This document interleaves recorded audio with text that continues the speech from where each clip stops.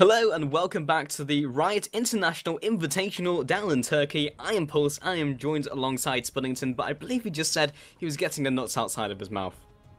Uh, Thank you. I have some pistachios next to me, and I made a joke which was not to be repeated. But you are terrible. So, to that one guy in chat who's talking about Trivia Bot, it's not us. We tried to ban it. It came back. But anyway, we do have the bans coming in. Twisted Fate, Kennen once again, Draven, and Shen. Wait, why am I looking at the stream? What am I? I don't. Habits, bad habits. We've got it.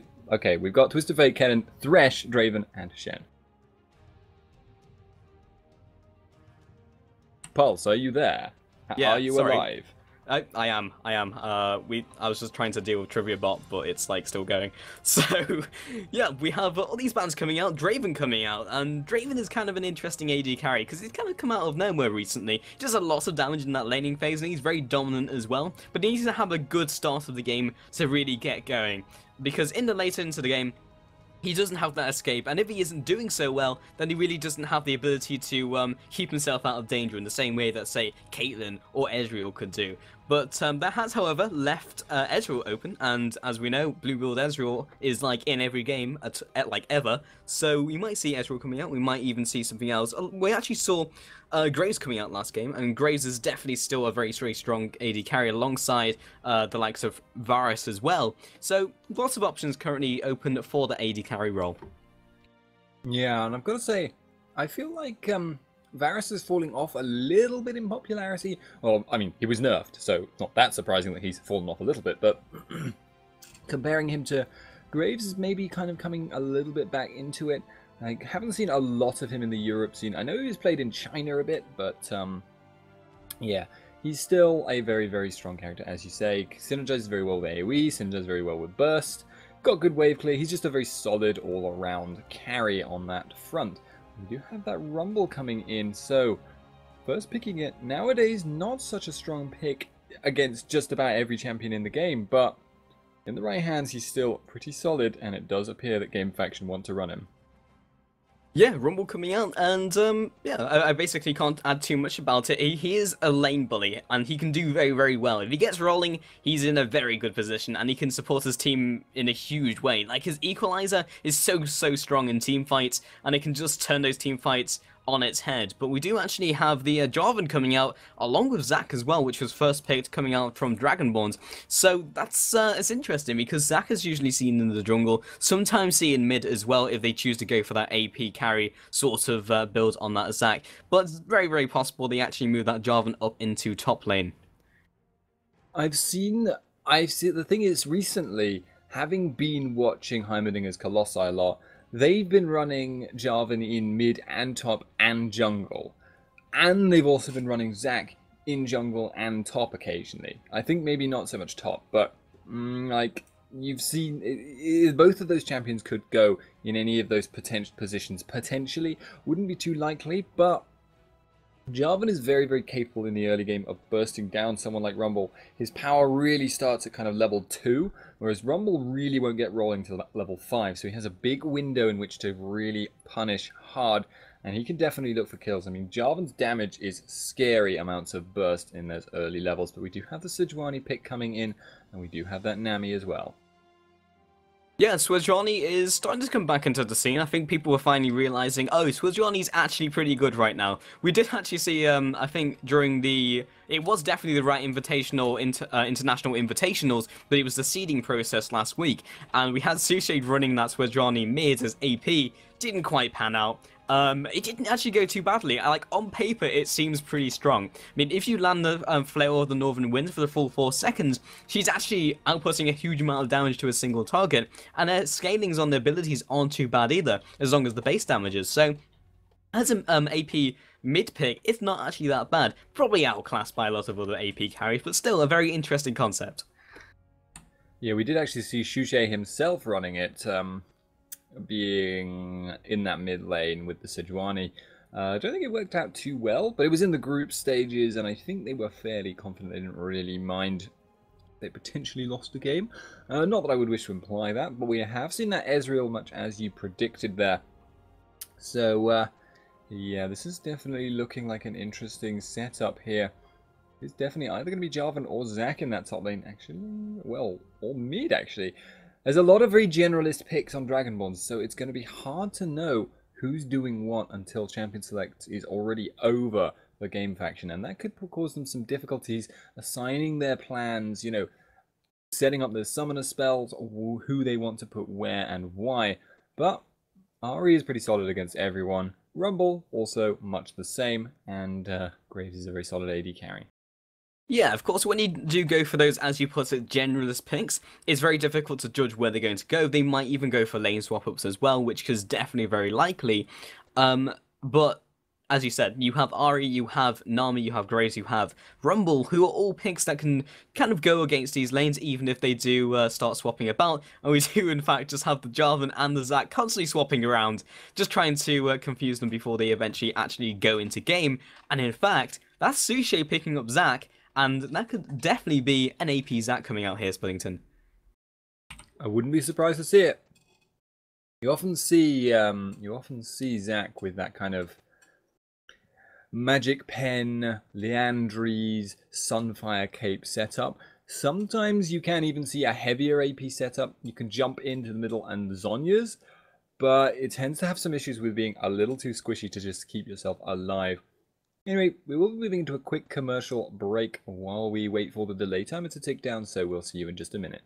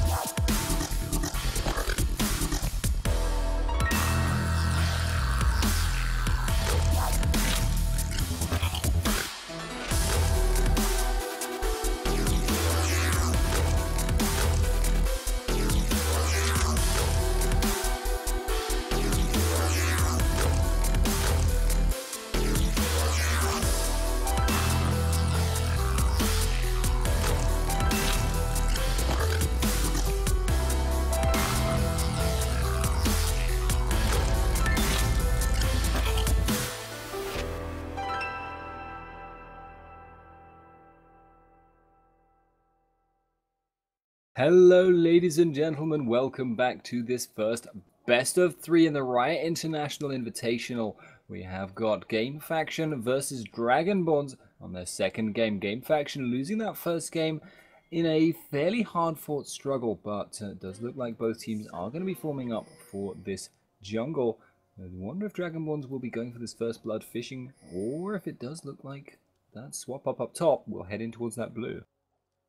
Yeah, so we have both teams kind of fanning out once again. We saw this in the first game as well. There was no real aggression from either of the teams, and we do have Sushi just kind of chilling out in mid, and it will indeed be an AP Zac, which is pretty interesting. I mean, we haven't seen too much of it, honestly, in competitive play, but very interested to see how this turns out, and indeed what he'll max as well, because in the jungle, we've seen a lot of people maxing Elastic Slingshot, maybe with a Q as well. But in that mid lane, depends how aggressive he's going to be, because if he's going to get that damage down, then he's going to have to charge up that Elastic Slingshot.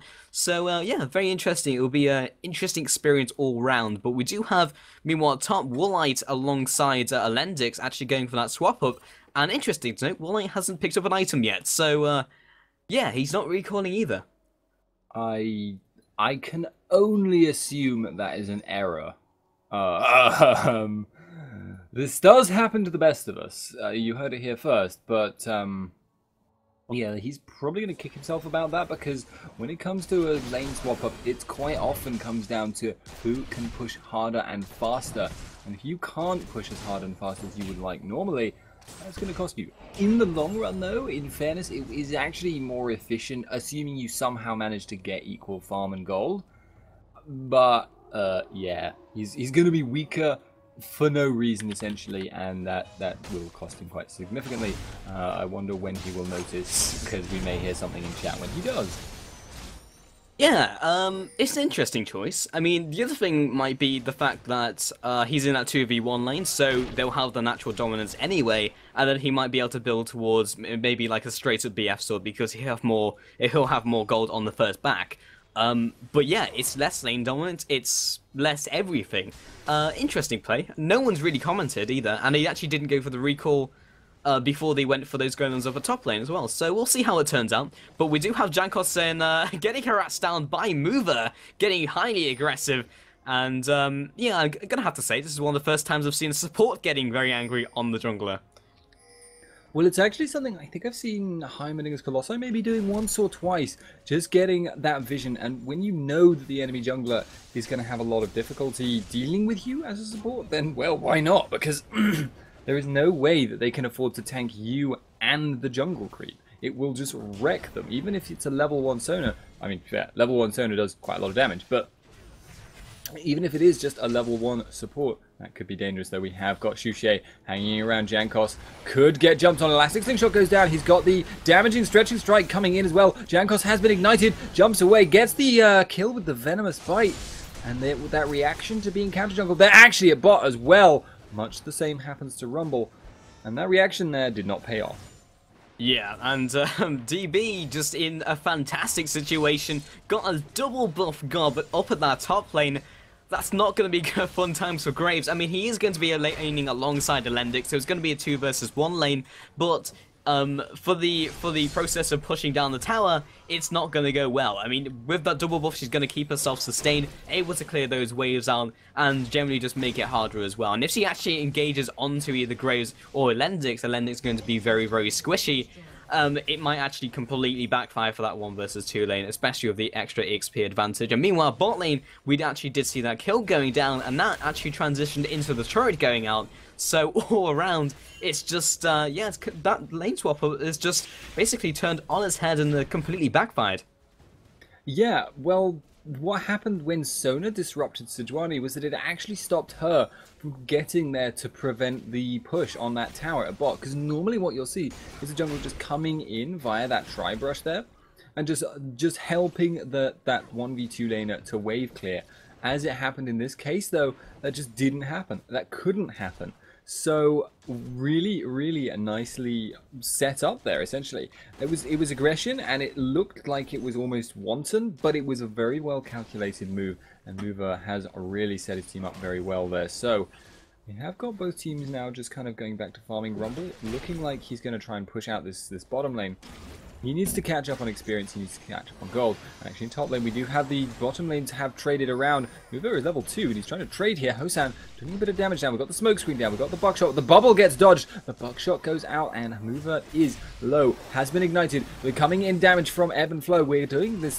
It's a very strange trade here. Mover is very low. Woolite is going to pick him up, hopefully, here with that buckshot. The barrier has gone down. The bubble goes down. Hosan is low. Hosan could get taken out by Elendix, but it actually looks like he's going to be turning this around. The E comes down, and it does look like this trade is just going to go for a 1-for-1. Jarvan coming in from the side, though.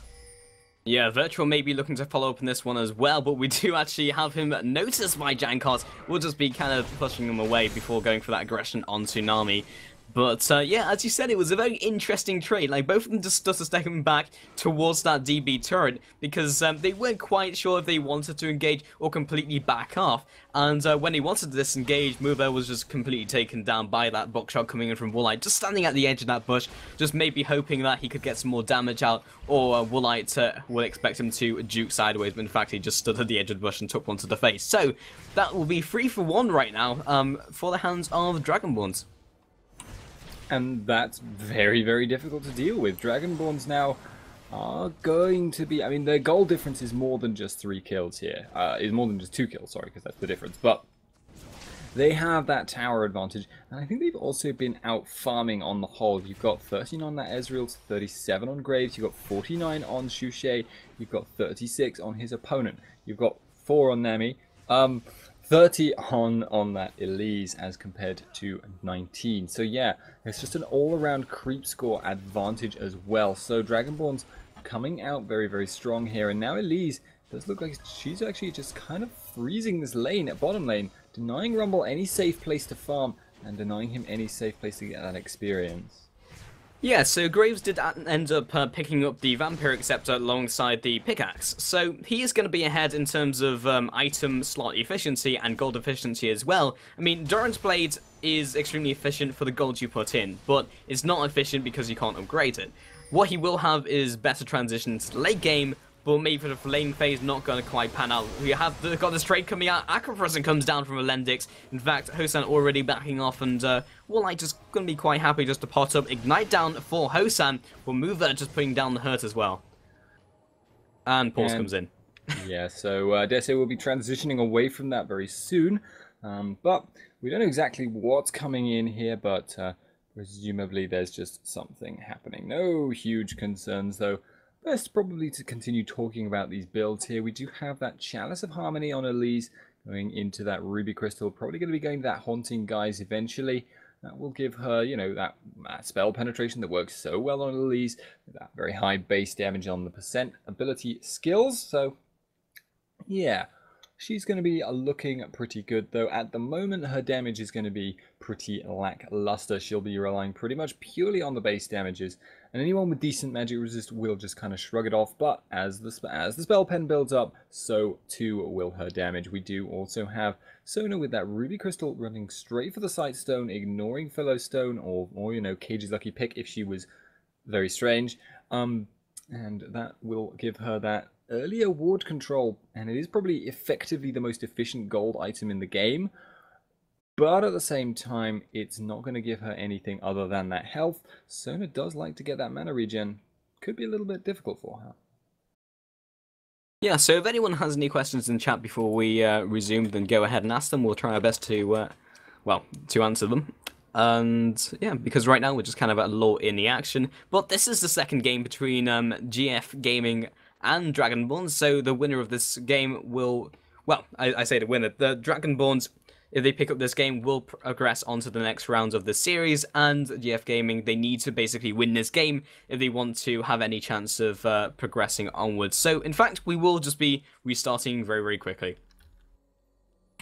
Yeah, and we are going to be jumping to live very quickly because of that bug that does occur in the spectator client. We do have now some serious problems for this game faction.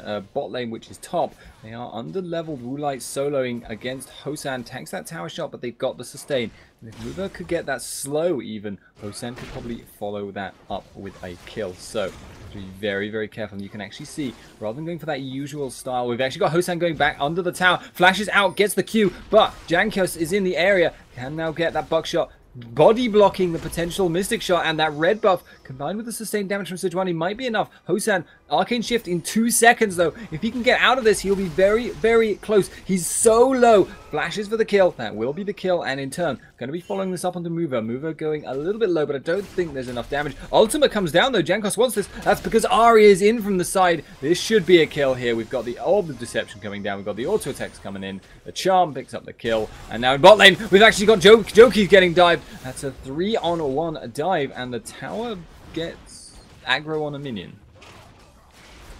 Yep. And we do have Graves. What? But anyway, sorry, Woolite is in that bottom lane now, and I'm trying to farm. Sorry, Pulse. What were you trying to say? Oh, sorry, I thought you were going to stop speaking because you stopped for like 5 seconds. So, yeah, in that bot lane, we do have Woolite just returning into lane, pushing them back. Weren't quite able to pick up that turret, but Suchet laying down the hurt as well. Let's Bounce comes in as well, landing at least 2 charge of it, and the third as well. Auto attack comes in, but Woolite maybe picking up this kill. Splits into the Bloblet. Can Woolite take him out before he gets himself together?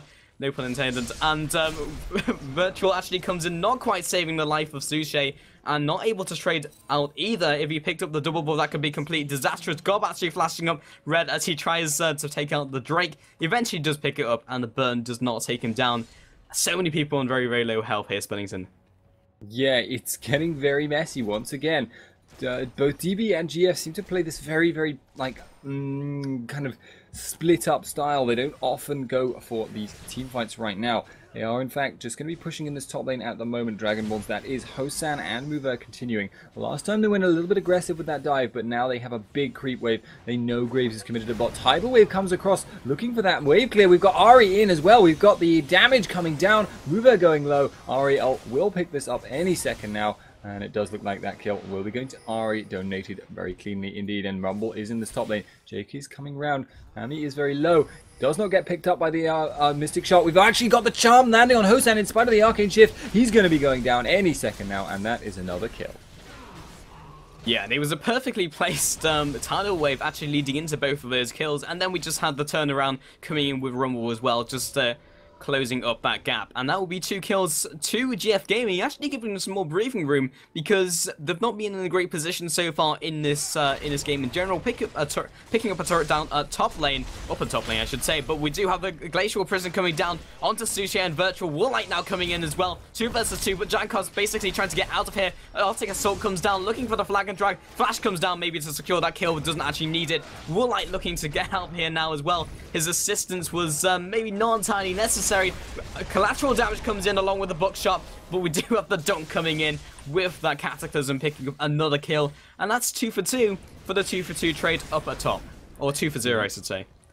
Yeah, and we are continuing to see some aggression right now in this bottom lane. Elise continuing to pressure Rumble up to the tower, and that's causing him a lot of issues. Rumble, pretty bad tower farmer, and also very bad at stopping the enemy from pushing the tower whilst farming. So, causing him a lot of difficulties, and Hosan is in this top lane, just going to be farming that out pretty cleanly. I'm curious now, who do you feel is going to be stronger in these team fights, Ahri or Zac? Yeah, it's difficult to say. I mean, we kind of have to look at like the entire team fight to really get a good grasp, because, you know, obviously if Ahri and Zac are not in that team fight, then something's going to, you know, the result of the team fight is going to be completely different. But Zac is offering a lot. He's going more of a tanky route at the moment, just picking up the Spirit Visage, just the way the blobs work. He gets a lot more health back. Ahri is also doing a lot of damage as well. It's difficult to say. Along with all the AoE from both teams, it's going to be a very messy team fight when it does happen. All the ultimates going to layer on top of each other. Mid turret currently being sieged, and it looks like the engagement does happen as well. Black and Drag comes down, but Rumble coming into the side will quell that aggression coming in from Virtual. Doesn't want to get into a 3 versus 4 situation. Woolite also coming down from the bot lane as well, but it looks like GF Gaming going to have to get something done, because meanwhile top, we have Ezreal picking up this top turret. Yeah, he's going to pick that up more or less for free, and I wonder if GF are going to try and make a fight happen now. They probably know that DB thought Ahri was going top, but they don't know where the wards are, and now the DB are going to just stall this out as long as they can. Explosive Spiderling going in for that back line of creeps, going to be slowing down the push, and Hosan, are they really going to dive this? No, they are not going to dive that. GF has to react to Hosan, who's going to take another decent chunk out of this tower. We've got Woolite coming in, but he has to be a little bit careful not to get destroyed here. He doesn't have the damage, I think, Hosan. He did use his ultimate, but Woolite now playing with fire. He's going to have to run very, very soon, and we have got the tidal wave coming in. The flash from Hosan. He's getting in very close. The collateral damage comes down. The barrier comes down. The bubble lands, and that's going to keep him alive, but not quite. The E can target even though he didn't have vision. I'm a little bit surprised. But Elendix following this up with that E of her own, doing the auto attacks, getting the kill, and that isn't really going to create too much of a positional advantage for DB in the end. Yeah, the homing missile actually came up from Arcane Shift, picked up that kill, and even though the vision was cut, which was interesting, but we do have that blue buff actually falling down for DB, and that will actually be going on to Virtual. Had to smite that, just making sure that Jankos didn't pick it up as well. And we do have things coming up onto top lane from both teams, and we do have Jankos as well just around that area. Gob looking to get aggressive, but we have Virtual over the wall. Ward will reveal him, and also revealing Jokis and Jankos. That's a tongue twister if I've ever seen one, and we do have Ari just around the corner as well. In fact, nothing going to come of it. Red Jankies, yellow Jonkies, or Jonk. Can't even say it once, let alone many times in a row. But we have got the push coming in from Dragonborns on this bottom lane. Gob, we've got Virtual, we've got Shushei hanging around, looking for this aggression here. Shushei, he I think has the damage right now to potentially, if he can get a little bit of time alone with Woolite, who actually smells a rat there and picks out Shushei, he actually could potentially bring him down. But in turn, he is quite squishy, ironically, and will get taken down by Graves very quickly as well. But the push is coming in from Dragonborns on this mid lane. We've got the aggression from Sejuani. Not going to be able to take it out, but Rumble coming in from the side. Equalizer is available, I think. There we go. So, not being used, putting down the damage on Hosan. But at the moment, it still feels like Game Faction are very leery of actually starting this fight. Yeah, meanwhile, down the bot lane, though, we have Suto just trading blows with Woolite. And looks like Woolite is kind of winning out because he has more sustain than him. Suto's not quite able to get ahead. But meanwhile, we have the engagement coming down. Equalizer comes out. Just the entire GF team being completely decimated. Equalizer not doing enough damage to clear up the rest of that team. Virtual ticking down with the Ignite as well will drop in a heartbeat. And Lendix also last, I want to say last man standing, but I guess last fish standing. We do have Woolite just coming around into mid. Sushei popping over the wall with the elastic slingshot. And doesn't quite connect it, just connect the Q, however, and looks like they might look to siege down this turret. Gob actually trading blows with Woolite as well. Venomous Bite comes in, Repel coming out as well. Let's Bounce finishes that one off. And now Elendix not quite able to really get too much done. And we do have the elastic slingshot coming in, leading from that flash, picking up the double kill. And this middle turret definitely going to go down. Have to be careful though not to overcommit because Drake is alive. And we have 3 members of Dragonborns quite low. Yeah, Dragonborns are going to go straight for that. It does look like it, yeah. We've got the Spiderlings, which will be able to tank pretty well for Gob, assuming that Gob can avoid being aggroed by the dragon. But it does look at the moment like it's working out pretty well. In fact, Pulse, I just want to say, the other day, I can't remember which team actually ran it, but there was a team that ran Elise and about level 15 with the Spirit of the Spectral Wraith. She tanked Baron, while a Caitlyn and I think it was I can't remember exactly what it was, but there were 2 people DPSing over the wall from Baron while Elise tanked the entire thing. And they did this really early on in the game, which kind of shows just how strong the Spiderlings are at tanking the neutral creeps for you, because you can refresh them every time you respawn and they can tank 2 or 3 hits. So it's a really strong setup. But we have got Hosan going to be taking this blue buff, actually. I guess Shushei doesn't need it, though. Yeah, I mean, it's the same sort of principle with Zyra as well, because a little while back, you know, when we saw a lot of Zyra mids, a lot of Zyra supports, they were just able to plant the seeds ahead of time, pop them all at once, and they were able to tank basically a lot of hits from Drake or Baron, along with Yorick as well. He could do the same sort of thing, but Elise is a lot more easy to control and also more sustained as well, because you can get those Spiderlings every time you pop into human form, cast a couple spells, pop down into spider form again, and you're good to go. And it's just kind of the strength of Elise. Like, her kit is so strong right now, like even in any lane. She's extremely versatile. She can go mid, top, jungle. And also the fact that she can tank Baron or Dragon very early on into the game is just another part of her skill set which is really strong in these team compositions. So if we take a look at the next sort of team fight splitting in, who do you think is going to come out on top? You have to say that Game Faction have a really strong team fighting team, but it just doesn't seem to have been working out for them. Yeah, I think they're having some problems being split up. We've got the crescendo coming in, the ultimate flag and drag coming in, tidal wave goes across, we've got the equalizer down, damage coming down, we've got one going down from each team now. We've got Ari, has popped the ultimate, is going to be putting down some damage on Shushay, but Shushay will restore himself pretty quickly. Does look like there may be a disengage here. We have got Ari now backing out. And in answer to your question, I'm predicting that that fight was in fact won by Dragonborns. They have come out with a little bit more health. Shushay may look to jump over the wall. Hosan certainly does. Goes for Jokies. Wasn't able to actually get the damage, but Shushay follows it up. And now they picked up 2 kills there over the wall. Very nicely played indeed.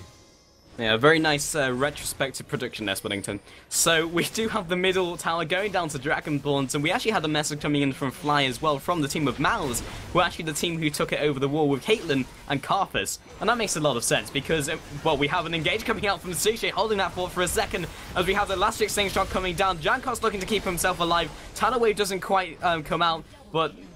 yeah, that was Tidal Wave. The animation completely cancelled. Last exchange shot over the wall from Zach. And middle turret going down, and there's no one to defend it. Doesn't look like they're quite going to go for the inhibitor. Don't want to quite overcommit. And yeah, it looks like Dragonborn's in a very good position, maybe to contest Baron if they go for basically like a desperation rush, or if they just want to re-engage at that inhibitor once again. Yeah, and it feels like once again Game Faction are getting a little bit just outplayed. Honestly, most of these fights are just clutch plays coming out from the Dragonborn players and good positioning, good team fights. Whereas you compare Game Faction and they're just not quite able, even in like a straight up fight, they just don't seem to be quite able to win, even if it's an even fight indeed, as I mentioned. But we do still have some decent hope for Game Faction. They still have a lot of damage, still have a lot of, you know, potential AoE for them, but it's not looking great for them. Yeah, and it feels like this is just another copy of that last game we saw at Spuddington, where they were just pushed in and it looked like they could win those team fights. They had the type of composition that could for sure come back into the team fights. Like, they had the Orianna, they had the Mal fight, but in this game they also have a lot of damage. They coming out from Ari, from Graves, not doing too badly himself, 142 farm right now, Ari 4-2-2, and already picked up the Phoenix Codex alongside the Needlessly Large Rod. They can definitely go for these team fights, and the Equalizer as well. But it's just not quite panning out. You can say all you want about team fights and Theorycraft as much as you want, but it's all down to the execution. And they're never quite in the right position to get all the ultimates down right where they want them. And it always seems to be Dragonborns being basically starting off these team fights and coming out ahead because of it. Indeed, and now we are seeing the push coming in from Game Faction in this mid lane, but the counter push probably being Elise and Shushay in these top and bottom lanes respectively. We do see Gob now double warding that brush. That's a side stone and a normal ward though, so must have been 2 people at some point in the past. Not entirely sure who did what, but we have got Jankos jumping over the wall, not going to be going for anything particular, but in all this time, they are unable to really respond. Shushay is going top, and he is going to be pushing quite quickly. He clears waves very fast. That being said, his damage on towers won't be particularly spectacular. He's mostly got Spell Pen and Tank, so he's actually jumping behind the tower. Dolby Gas taking a lot of damage. We've got the ultimate in from Hosan, and now they're just going to take that tower, unable to respond. Yet again, Game Faction are just getting pushed around at the moment, and right now Elise could be going for Wulai in the bottom lane. Neurotoxin goes down, Q goes down, Wulai has again ignited, that is another dunk. Yeah, they really wanted that Graves dead, with the Cataclysm coming in as well to secure that kill. And they're just being pushed in all over the map. Wulai has already fallen, damage came onto that top turret already falling. 6 towers to 1 right now for Dragonborns in such a dominating position. Another tower goes down at that bot lane as well. 7 towers for 1. And they just need a team fight. They need to gather someone together and just get in a more dominant position. And as they get closer to the base, it's going to be easier because they'll be able to react more easily to the aggressions coming out from Dragonborns. But at the same time, they have that inhibitor exposed. So if Dragonborns want to, they can just group up, go for that middle inhibitor fight, and all GF can do is either concede it or fight it on equal terms. and I'm not entirely sure they can go for an equal terms fight right now, Splittington. Indeed, and you just have to wonder, how can Game Faction fight these fights in a way that will bring them out on equal terms? What can they actually do? What are the mechanics they can utilize to keep themselves in the fight, to prevent Dragonborns from just rolling over them if another 5-on-5 happens? Yeah, so right now, Baron is looking like an interesting point of contention right now. We have GF looking to be aggressive, at least in that top part of the jungle. They don't have an Oracle themselves, so they're not quite able to clear out... In fact, they do have an Oracle on the Lendix, but didn't quite... Oh, it's worn out anyway, so... Scrap that. I was just going to say that they weren't able to clear out all the wards, but it just expired. They are looking to be aggressive in that jungle and place down more wards from themselves. And if they choose to go for that Baron, they're going to have more ability to have possession over that jungle. And it's going to make it very difficult for GF to really come back into it.